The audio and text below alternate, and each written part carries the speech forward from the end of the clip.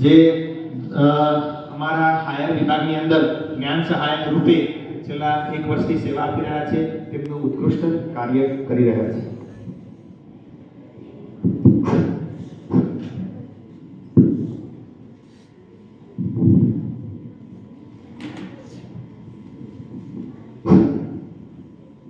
फूल खिले गुल खिले और खिले गुलदस्ते, फूल खिले गुल खिले और खिले गुलदस्ते, कुछ भी कहने से पहले आप सभी को मेरा प्यारा सा नमस्ते. श्री सौरभ एजुकेशन ट्रस्ट संचालित श्रीमती एच.डी. पटेल विद्यालय में आमंत्रित मोगेरा મહેમાન શ્રી જેઓ સમારંભના આજના અધ્યક્ષ છે કેતન કુમાર નારાયણભાઈ પટેલ, મેનેજિંગ ટ્રસ્ટી શ્રી જસવંતસિંહ જેપુવર, ઉપપ્રમુખ શ્રી ટ્રસ્ટીશ્રીઓ તેમજ તમામ સભાસદો, પરમ શ્રદ્ધેય આદરણીય આચાર્ય શ્રી ડી.એસ. ઝાલા સાહેબ, ઉપાચાર્ય શ્રી કે.ડી. જોશી સાહેબ, બાળકોને સફળતાના શિખરો સુધી પહોંચાડવામાં પોતાનો અમૂલ્ય ફાળો આપના યોગદાન આપના એવા તમામ સૌ ગુરુજનો, બિન શૈક્ષણિક સ્ટાફના તમામ કર્મચારીશ્રીઓ અને આ શાળા જેનાથી રૂઢી રૂપાળી અને શોભાયમાન બની છે એવા મારા તમામ વિદ્યાર્થી ભાઈઓ અને બહેનો તેમજ અત્રે ઉપસ્થિત તમામ નામી અનામી તેમજ ગ્રામજનોનું આજના ગણતંત્ર દિવસે હું હાર્દિક સ્વાગત કરું છું, અભિવાદન કરું છું. મિત્રો, સમંદરના તરંગો ચાંદનીમાં લીન લાગે છે, સમંદરના તરંગો ચાંદનીમાં લીન લાગે છે, પવન પણ ઝળકી ઉઠેલી બીન લાગે છે. એ કુદરત કહો કે માનવ, એ કુદરત કહો કે માનવ, એક સરખો છે આ અનુભવ. જ્યારે પણ અમારી શાળામાં આવો સાંસ્કૃતિક કાર્યક્રમ હોય છે ત્યારે બધું જ રંગીન લાગે છે, બધું જ રંગીન લાગે છે. મિત્રો, આજનો મારો જે વિષય છે એ 2 દિવસની જે વાત છે અને માહિતી છે એના પૂરતું સીમિત છે.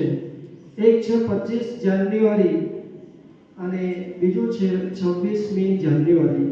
26મી જાન્યુઆરીની આદરણીય આચાર્યશ્રીએ સરસ મજાની વાત કરી કે ભાઈ 15મી ઓગસ્ટ 1947ના દિવસે ભારત જ્યારે આઝાદ થયો એ સમયે આઝાદી મળ્યા પછી ભારત પાસે પોતાનું કાયમી બંધારણ ન હતું. ગવર્નમેન્ટ ઓફ ઇન્ડિયા એક્ટ 1935 અંતર્ગત આપણું વહીવટ ચાલતો હતો. તો ભારતને એક કાયમી બંધારણની આવશ્યકતા ઊભી થઈ અને 29 ઓગસ્ટ 1947ના રોજ ડૉક્ટર બાબા સાહેબ આંબેડકરની અધ્યક્ષતામાં એક મુસદ્દા સમિતિનું આયોજન કરવામાં આવ્યું અને બંધારણ ઘડવાની શરૂઆત થઈ. લગભગ 2 મહિના 11 માસ અને 18 દિવસ સુધી બંધારણ ઘડાયું અને આપણે 26મી જાન્યુઆરી 1950ના રોજ એ બંધારણ પ્રજા સમક્ષ રજૂ કરવામાં આવ્યું. ત્યારથી આપણે 26મી જાન્યુઆરીને પ્રજાસત્તાક દિન તરીકે ઉજવવામાં આવે છે.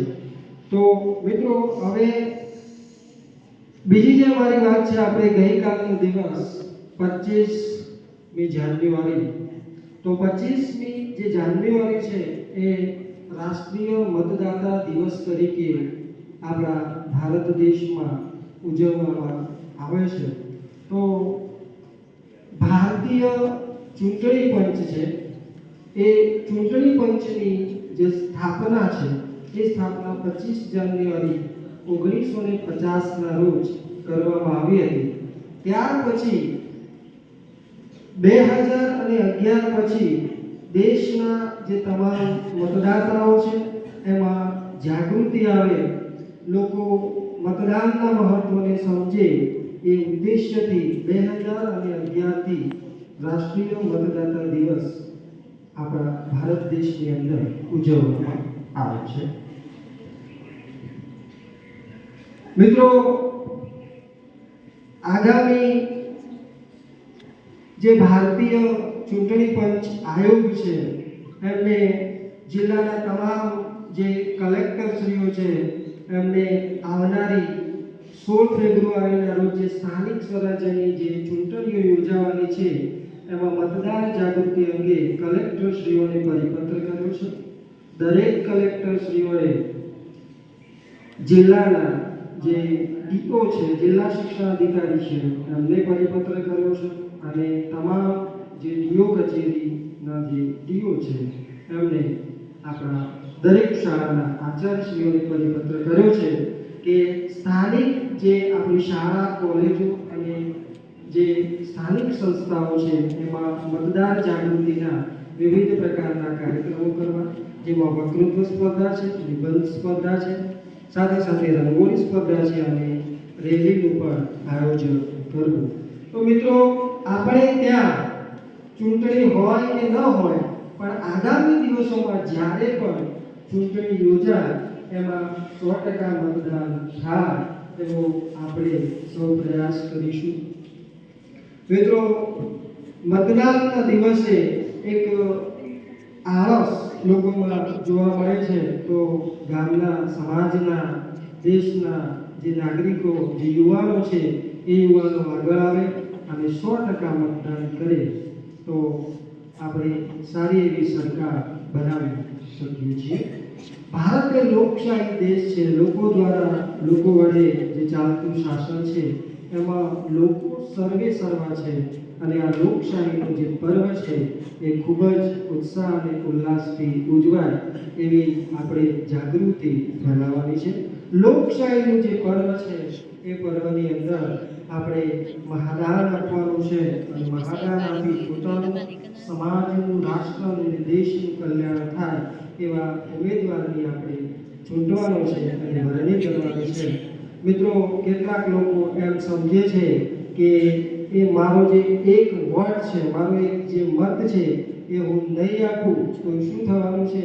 તો મિત્રો, આપણે ઇતિહાસની અંદર ડોક્યુ કરવાની જરૂર છે કે જ્યારે 1999ની અંદર અટલ બિહારી વાજપેયી સાહેબની જે સરકાર હતી એ સમયે લોકસભાની અંદર માત્ર એક વોટથી એ સરકાર ધરાશાયી થઈ હતી. તો એક વોટની જે તાકાત છે એ દરેક નાગરિકો સુધી પહોંચે, દરેક લોકો જાણે એ ખૂબ જ મહત્વનું છે. ओके, तो सितारों को आंखों में महफूज रखना क्योंकि दूर तक रात ही रात होगी. सितारों को आंखों में महफूज रखना क्योंकि दूर तक रात ही रात होगी. मुसाफिर हैं हम भी, मुसाफिर हो आप भी, किसी न किसी मोड़ पर फिर मुलाकात होगी. आभार. जय हिंद, जय भारत, वंदे मातरम, जय जय जय.